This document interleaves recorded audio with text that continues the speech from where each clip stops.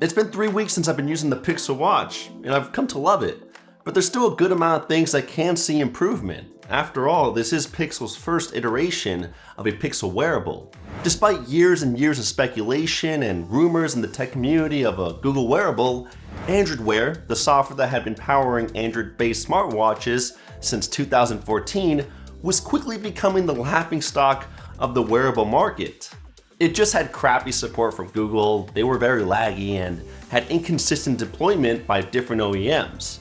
And I can back this because I've used so many Android Wear watches, from the oldest Moto 360 to the TicWatch Pro to even some fossil gens. And the story for the most part has been the same. At first they're okay, but after 6 months or so, they start to lag, and after a year, the battery couldn't even last an entire day. It was getting old. So when I heard the rumors that Google was coming out with a new wearable, I was a bit skeptical. Then we get our official first peek at the Google Pixel Watch during Google's 2022 I/O event, and it looked a lot more promising, especially since the design looks so beautiful. I love that the front glass wraps around the edges and then gets tucked into the sides so that when you're looking directly at it, the watch looks glossy and clean. The stainless steel bottom was also an excellent choice for a premium feel instead of just using regular aluminum. That will definitely make it last longer. Plus, having a single dial on the right side with a second flat button hidden away was a fantastic choice. I'm not a huge fan of having 2 or more stubs sticking out on the right side of my watch. So the design was great, but the rumored specs kept me from, getting my hopes up because I kept on hearing some bad news. For example, that it was carrying a 4-year-old chipset, or also that it had big bezels. So that was kind of hard to hear, but in October when I finally got the watch and I took it out of the box, I was surprised, and not in a good way. I mean, it looked beautiful and exactly like it did in the leaks, but it shocked me to see how small it was. It's the smallest smartwatch that I have ever held. It's 41 millimeters, and unfortunately, it only comes in that size. So for someone with smaller wrists, it probably won't be such a huge deal, but being a tall 6'1" guy, I would much rather use something like a Galaxy Watch, or the Apple Watch Ultra, which is 49 millimeters big. Compared side by side, the Ultra makes the Pixel Watch look puny. So that's the only thing I didn't like about the build. Eventually though, I did forget about how small it was, and I did enjoy that it had a lighter weight so that I could barely feel it while I was wearing it throughout the day. As for the crown on the side, I barely used it. Not because I didn't want to, just because I found it easier to just scroll with my finger. Rotating that thing just felt really stiff and unnatural. I think Google needs to make it a bit more fluid. It was still beneficial to press it once to open the app drawer or double tap it to open Google Pay. There's also an extra button hidden above the crown, which I did really like. I mostly used it to launch Google Assistant, but it was nice to tap it once to also open the Recents page. I only wish I could remap the buttons within the settings to do other tasks or launch apps, but I'm still satisfied. The Active Band that comes packaged with the watch also added to that comfortability. The silicone material is super soft to the touch, very lightweight, and does a fantastic job of resisting water, sweat, or dirt. It's perfect for swimming, especially since the Pixel Watch is also water resistant with an IP68 rating. And even after 3 weeks, the band still looks brand new. It has no marks, scratches, or any signs of wear. Very promising for the long run. And when I do want to eventually swap out the band, it's not entirely complicated. It just uses a small horizontal release and lock mechanism, which does take time to get used to, but it's not the worst thing in the world. It does suck though that it is a proprietary connector, meaning that you can't use standard watch bands, only Google ones. Google does provide a wide variety of band options for different styles, but they are pretty pricey, starting at around $50. Strapping the watch on the wrist is a little harder to get the hang of. The Active Band has this weird mechanism where you need to push the strap through one hole and then figure out which level you'd like to use, and then push it again through the second hole. It's not the worst method. I'd say Apple's Alpine loop bands are way worse to attach, but I do think Google could have come up with something simpler. On top of that, this band needs more holes, especially for smaller wrists, because I'm already tightening it to the maximum amount and it doesn't feel as stiff as I'd like it to be. If I were doing an intense sport like running or swimming, I definitely want it to be a lot tighter. Now the performance is what really impressed me. Even though it's carrying the same chipset as the first generation Samsung Galaxy Watch, everything still feels snappy. Navigating the watch's menus and apps feels smoother than any other Android watch that I've used in the past, and this incredible speed is most likely due to the bigger RAM capacity of 2GB and a more optimized OS. However, I couldn't call this the fastest smartwatch out. I would still give that title to the Apple Watch Ultra since it feels much more smoother and quicker. As for the software, I also loved it. It's still running Wear OS, but this newer 3.5 version has really stepped its game up. It's got a new looking quick settings panel with a lot more options. For example, there's one to change the brightness, enable the flashlight, enable the touch lock to turn off the touchscreen, and more. On top of that, the system tiles have better looking designs. You can even swipe in from either side now instead of just the right side to bring them in. Plus, the notifications and app menus got a bit more pixelized with rounded corners for the background and circular icons. But I honestly still prefer the notifications and app menus found in the older Wear OS versions because you can see a lot more at once.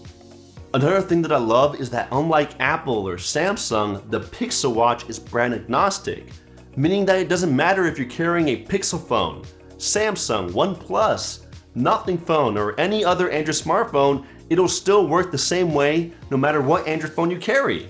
As of now, there are no special perks if you pair the Pixel Watch with a Google phone.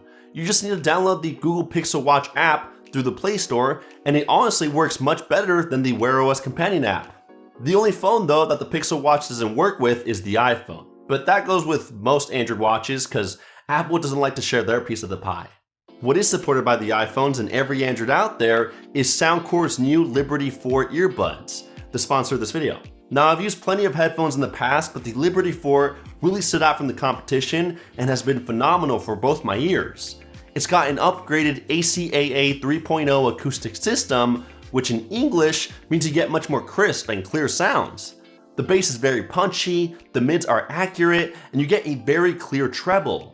As you listen to music or watch movies, the spatial audio also gives you a 360-degree immersive experience, keeping you at the heart of the sound. But the craziest part about the Liberty 4 is that it has an in-ear heart rate sensor, meaning that these earbuds can track your heart rate while you listen throughout the day. Pretty incredible and something I've never seen within any earbuds that I've ever used. Just that alone makes these more versatile than popular headsets like the AirPods Pro. Plus, they're priced way lower for that cherry on top. So if you're looking for a solid pair of earbuds that make every experience sound premium, then check out Soundcore's Liberty 4 through the top link in the description. Now, with any Google product, software updates are going to arrive insanely fast, even on the Pixel Watch. You'll get OS updates for at least 3 years and receive many feature drops and security upgrades. It'll be unlike most other Android Wear watches, since a lot of them aren't even on Wear OS 3 yet. The only thing that did annoy me though is that when I did receive an update, the battery had to be pretty much full or be on the charger because I couldn't update the software otherwise. I even remember once that I was at 79% and it still wouldn't let me update it. Super annoying. But bringing it back to a positive note, I was really blown away by the watch faces that Google made. They're fun, customizable, and a lot more straightforward than most other watch faces out there. The one that I really liked was called Concentric. Yeah, call me basic, but having it combine the analog and digital clock together was genius. I mean, the numbers rotating on the side are just like the hands in a regular clock. Really cool. Plus, you can customize it even further by having it be half dial with 3 small widgets on the side. And that goes with almost every Google watch face on this watch. They're all really customizable and work well with the always on display, if you have that enabled. Plus, Google also did a fantastic job of hiding its big bezel. You probably wouldn't even know that it has one until you stumble across a bright app or a colorful watch face because the entire OS uses a pitch black background. You really have to do some digging to get a glimpse at that bezel because it's hidden so well. It's actually kind of funny that we're in a time where big manufacturers like Samsung or Apple are constantly finding new ways to shrink their bezels, while Google tried to find ways to hide theirs on the Pixel Watch. It's a very first-gen thing to do. Now, when I used the watch for phone calls, the speakers wasn't the best.